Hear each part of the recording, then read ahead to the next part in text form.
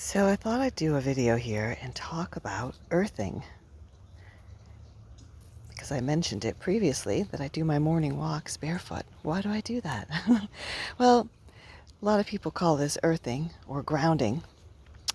And let me explain to you at least my understanding of why it's amazing. I may not go into the exact science that some of the different earthing documentaries can do, but to me, the reason I like to walk barefoot is there's an electromagnetic field of the earth, and if my feet are connected to it, are walking in it, then I feel connected to the earth in a way that I don't when my shoes are on. So most shoes have a rubber, and rubber blocks electrical flow. It's not conductive.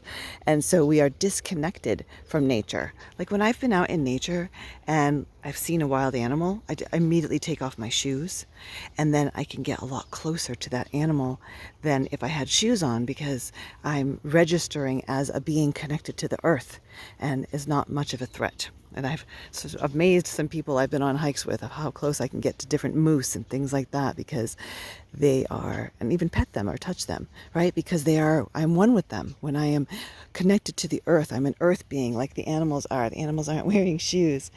And so even when I do my sound baths, I recommend that people afterward go outside and get barefoot on the earth for at least 10 minutes to help dissipate and dissolve the tension or the static in the field that has been released and washed away through the sound bath. Just in case there's any left, it's nice to get barefoot on the earth, because that field will just draw in the static and the tension and neutralize it. So when I'm walking and doing my barefoot walks, I feel amazing. Like, I like to backpack. I'm a big backpacker, and you go out in nature, and go camping for a few days, and you're going out like a few miles in, so there's no people around, and you're just immersed in nature. And when you come back, you just have this feeling of just being so open and relaxed in your body in ways that doesn't normally happen. Well, when I do a barefoot morning walk, when I get home, I have a similar feeling of just being like open and relaxed in my body. And when you're walking barefoot, you have to walk differently.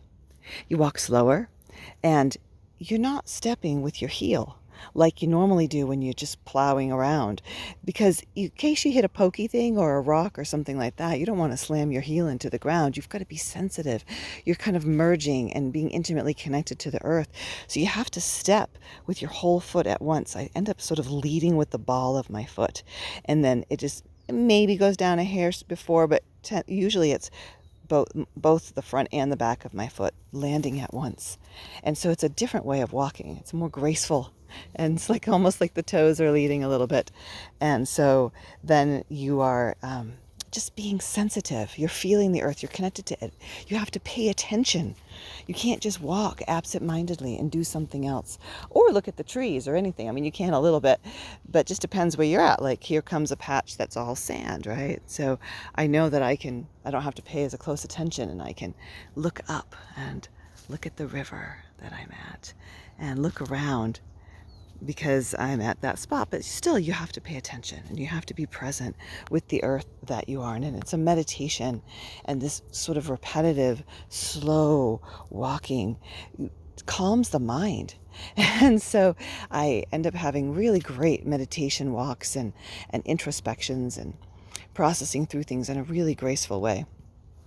Now, like, here's a spot with a few little rocks. Whoop-de-doo, right? You just build the resiliency with your feet. Some people are like, oh, my heels are so sensitive and tender.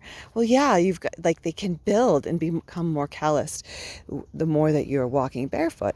And so sometimes I do, maybe once a week or so, I'll soak them for half an hour or so, and then get the pumice stone out and clean them up, so that way they don't get too calloused. I don't want them to crack, because that can be a thing, especially in the desert. So the heels, can crack. So I just take care of them a little bit, but it's just so worth it.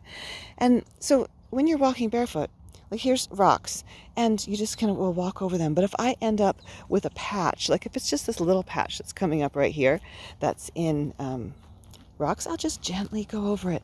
Every time a rock hits my foot, it's like acupressure. I'm getting massages in all the different areas of my feet, and I love foot massage. And so this is a way that like really massages all the feet.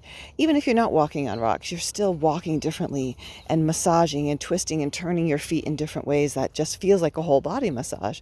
Maybe that's one of the reasons why I do love it so. And if I do end up walking in an area that has a lot of rocks, like this walk that I do in the morning right now that's down by the river, most of it I can do barefoot. And oh my gosh, this part right here, this sand, this dirt sand, is just so incredibly soft.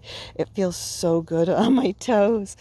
So if I end up walking in an area that is really rocky and it's going to go on for,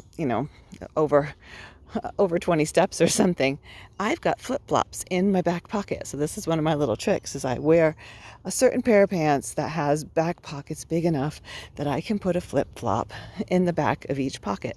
So I actually have my shoes, and I want easy slip-on, slip-off shoes. Nothing that takes effort, nothing with latches, because I'm also not going to be using those much. And so I wouldn't want to do a long morning hike in flip-flops, but just to get through the rocky areas, I just pull them out of my back pocket, plop them down, walk through the area that needs to, and then take them off again and continue walking. So that's one of my little hacks there that makes the morning walks so simple. And even if you're doing it in the middle of winter, your feet get used to it. You can, like, when starts getting chilly in the fall, just don't wear socks and keep wearing open-holed shoes, and your body will adapt. And then it makes it a little easier to then do morning walks and still be barefoot. So I think that's all I've got to share. And enjoy your walks and your explorations of nature.